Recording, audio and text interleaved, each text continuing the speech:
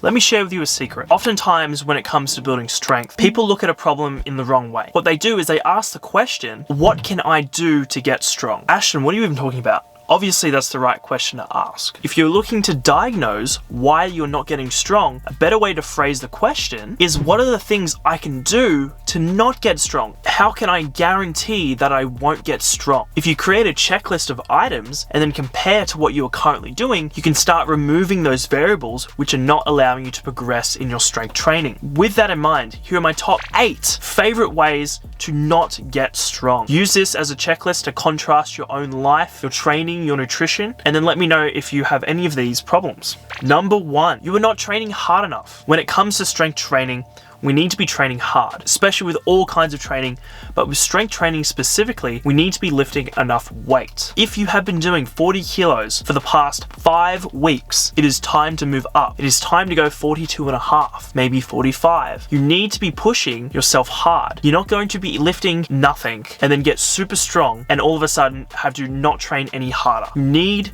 to be training with a certain intent. So what does that even mean? What it means is that reps start to slow down. You start to have to put focus and energy and effort into your training so that you can ensure that next week it's time to add weight. For example, let's say you bench press 50 kilos for 5 reps. That's not a terrible bench press, right? It's terrible if you compare yourself to like John Haack, one of the world's greatest powerlifters. But you want to get to a 60 kilo bench press for 5 reps. Now 50 kilos is relatively challenging. And next week, the only way to increase the weight and get stronger is by increasing the weight. And so it's going to be more difficult. So next week you do 52.5, you push a little bit harder. And the next week you do 55, then you push a little harder. And over time, you slowly increase the weight. You don't want to see a huge increase, but you don't want to just not increase weight. If you're trying to strength training, that is literally the main form of progress. If you have to start a little bit lighter and then build into it, that is also fine. But we need to be making sure we are training hard enough so that each week we are increasing in weight. Number 2, you're training too hard. Ashton, why are we contradicting yourself? What we need to understand is that there is a range of how we should train. Training too little, which is anywhere below here. We do not get strong enough. We don't train hard enough to actually facilitate any gains. We're basically just moving around a barbell and it's not challenging us enough. Here is the line of training too hard. What that means is that your body, you're putting too much stress on your body. It's not healing in time for your next session. You're doing too much, and too much is depleting the resources of your body. Here we go. Imagine this, muscle growth. This is a great analogy. We know that we need to damage the muscle fibers and create micro tears to grow muscle. So damage to some point equals growth. But what if you get hit by a car and you break your leg? You've created so much damage in your leg, but is that going to grow your muscle? The answer is no, because you got to train to a point. Anywhere up to this point is just wasted energy. It's taking away.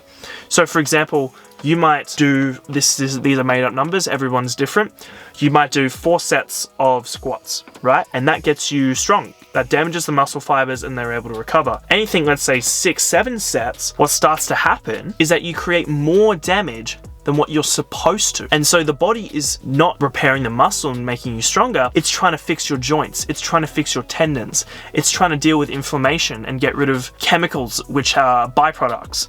And so it's spending all this time trying to get the body just like back to function. And then after that, then it's like, okay, now we can worry about having a bigger muscle, right? Because it's not about train hard, cause heaps of damage. We need to train enough. But anymore, well, then we just start to waste resources. We want the body to be healing muscle and getting us stronger, not healing just so it can build muscle in the first place, right? It's just like if we break a bone, the body is not going to be focusing on building muscle. It's going to be focusing on building a bone. The same thing applies when it comes to connective tissue and fascia and all this kind of stuff which gets damaged in strength training. And so what does training too hard look like? It's training with ridiculous number of sets. It's training to failure heaps too often. Training to failure, terrible idea for strength because we're lifting such heavy weights. Training to failure is like, it's like filling a bathtub with a pool's worth of water and just dumping it in. It's too much. Everything overspills. With strength training, we only need so much. We need to lift heavy enough. Those sets need to be high quality. But if we do too many sets, we get too fatigued and we can't even increase weight next week. because we're so damaged. We've done so much. So strength training, it's a balancing act. It's a very, very delicate balancing act when you get super advanced as well. A good way to know that you're doing too much in the gym is if in your workout, your strength just drops off like crazy. For those that don't know, there's a minimum intensity that we need to train for strength. It's roughly 70% of your 1 rep max. And if you're not training to 70% or above, you're not reliably making strength progress. And so if you start off a workout doing 70% for your first set, 70% for your second set, and then for the, like, let's say you're doing 9-10 sets for some weird reason, and you're doing like 35%, 50, 60% of your 1 rep max, you are not reliably increasing strength at all. Muscle growth is a different story, but that's for a separate video. 3, you are not eating a protein. So imagine you own a farm, and in this farm, you need to figure out the best way to water your plants so that you can grow everything consistently and as evenly as possible. And you know that you need a certain amount of water. Now, I'm gonna ask you a question. If you took 1,000 liters of water and you spread it evenly over the farm over the weeks, compared to just dumping 1,000 liters of water everywhere, what is going to grow the plants the quickest and the best? Now I'm going to ask you another question. If you know 1,000 liters of water grows the plants the best, what is going to happen when we do 600 liters, 100 liters of water? What's going to happen? The plants are going to stay the same, they're going to stagnate, or they're going to die. When it comes to building muscle, think about protein as the water of your farm. You need to be eating enough protein to supply the resources to repair and build your body. Too much at once is pointless. Too little, you see no growth. Right in the perfect amount, we get the most and best productive building of muscle. You will grow muscle if you eat too much protein.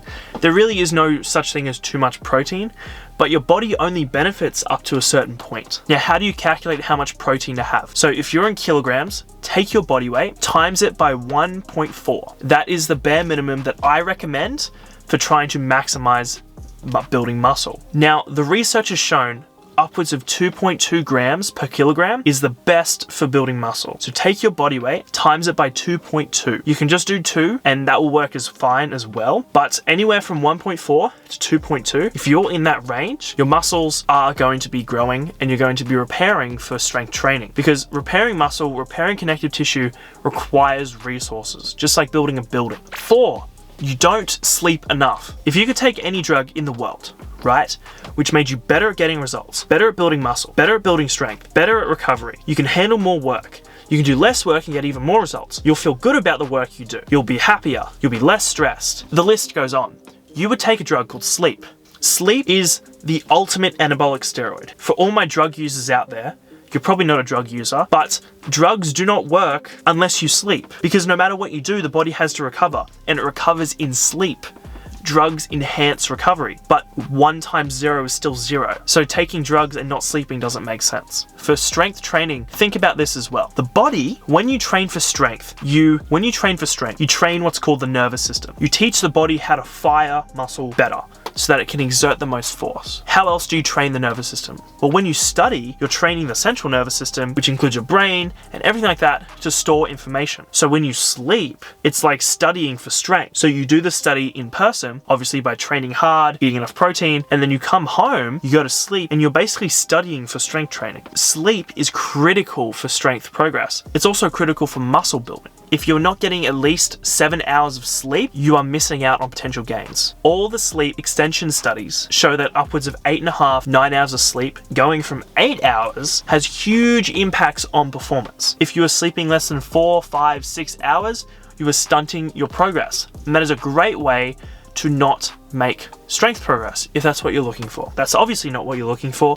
You want the most strength. So increase your sleep. It is worth it, I promise you. 5, you don't eat enough calories. So very similar to protein. So protein builds the muscle, but you don't just break down muscle and connective tissue when you train.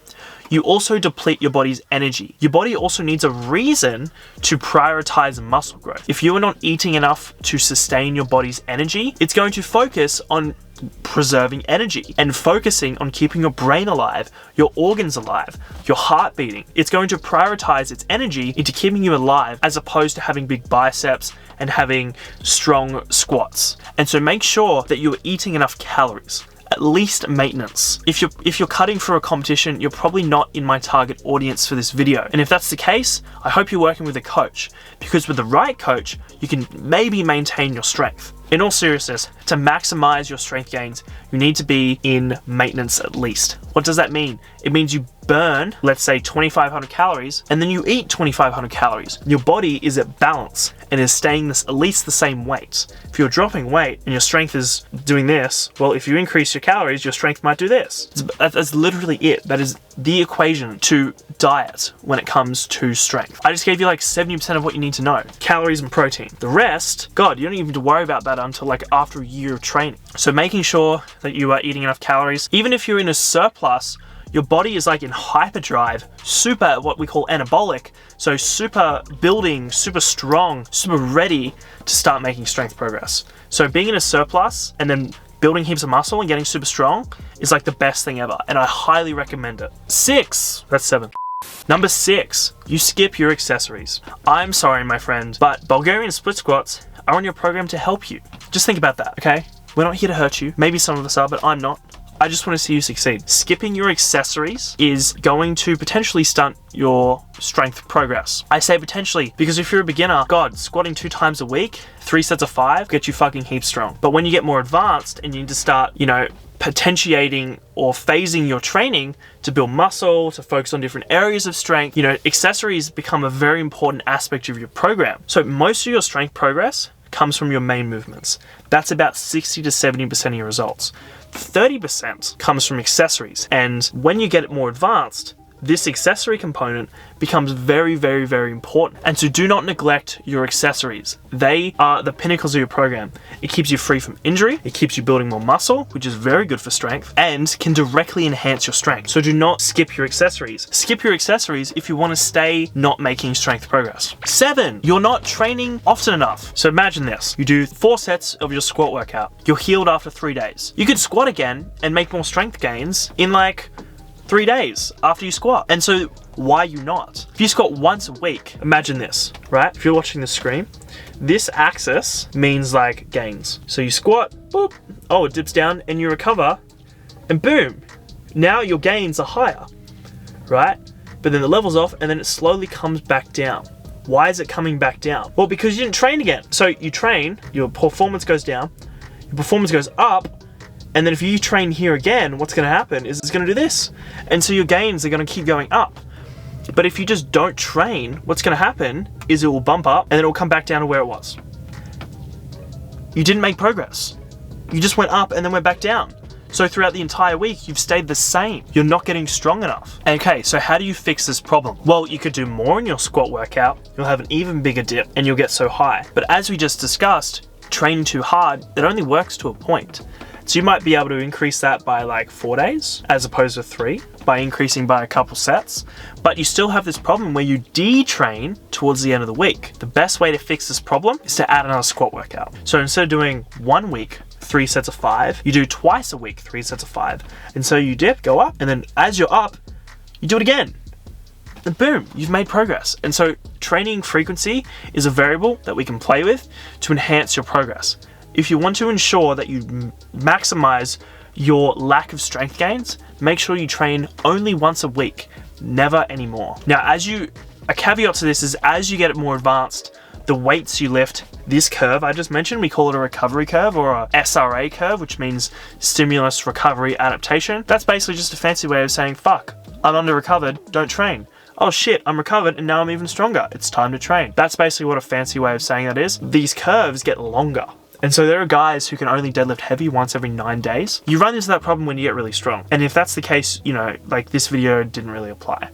But it's still good to know, especially when you're trying to diagnose, let's say beginners. It's a good thing to know. Number 8, you are not phase potentiating. Holy shit, Ashton, why are you saying so many fancy words? This is ridiculous. It's not making sense. Okay, let me explain what this means. So what's a phase? I'm not talking about when you were emo in high school. In all seriousness, a phase is like what we do for a certain period of time. And potentiate means to build into. So let me break this down and put it all together. Phase, what we do in a certain time to build into something else. How does this apply to training? Well, building muscle lets us have more muscle to turn into strength. And that means turning strength into squat performance or deadlift performance, powerlifting, right? So we build muscle, we turn that muscle into strength, and then that makes us better at powerlifting. So by phasing our training, we can maximize strength gains because we maximize muscle growth. And so we have a phase of building, we call it the hypertrophy phase or a volume phase. This helps us build up work capacity and helps us build muscle, which then we do a different training style or a different training phase to then turn that muscle into strength producing muscle. Because if you gain 20 kilos of muscle, you don't get stronger. You get stronger once you turn that muscle into something useful by strength training. So notice how I mentioned we train the neurology, we train the central nervous system. Well, we can train the muscle and then we train the central nervous system. Doing that separately is one of the best ways long-term to get stronger. So trying to build muscle and strength at the same time, especially when you get more advanced, becomes more difficult because you're training the central nervous system differently. You are doing different exercises. You're using different form. And so separating those two phases is really useful, especially as you get into intermediate, late intermediate, and especially advanced. It's called phase potentiation. And if you've kind of ticked everything off on this list, consider, are you actually phase potentiating? And if the answer is no, it is something to look into. So that has been my top 8 ways to stay weak, never get strong. Very, very important that you follow all of this if you plan on not making any strength progress. Now, if for some weird reason that you want to get strong, I know a coach. He's a brilliant coach. His name is Ashton Riddell, and you can check out all his stuff in the description. FitBigStrong now offers nutrition advice as well as training, as well as many other benefits, which you will only be able to find out if you click the top link in my description. Thank you so much for watching this video. I have had a blast making it actually. I'm sitting in my car because it's completely soundproof. So I will catch you later.